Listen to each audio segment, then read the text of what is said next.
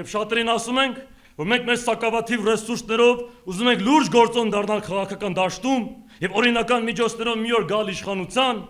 նրանք ասում են կամ կարծում են, որ դա հնարավոր չէ, դա անհեթեթություն է, քանի որ մենք մրցակցելու ենք այն մեծ քաղաքական ուժերի հետ, ովքեր մեզնից այս պահին 100 կամ գուցե ավելի շատ անգամ ռեսուրսներ ունեն։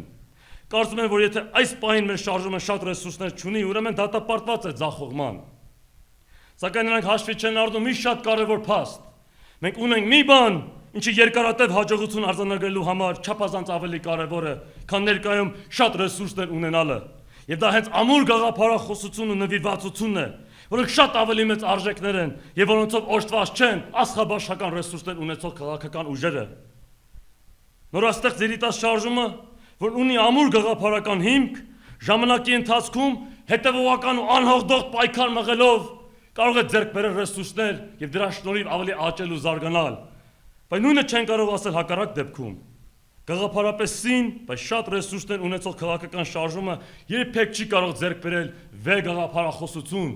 անկախ նրանից, թե որքան կշատանան տվյալ շարժման ռեսուրսները եւ աջակցողները։ Այդ իսկ պատճառով էլ նման շարժումները, ինչպես մեր երկրի վերջին 30 տարվա պատմությունը ցույց է տվել, ոչ միայն դատապարտված են ձախողման, այլև կործանման։ Հետևաբար,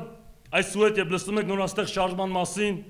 այս շարժման ռեսուրսների վրա ուշադրություն դարձնելու փոխարեն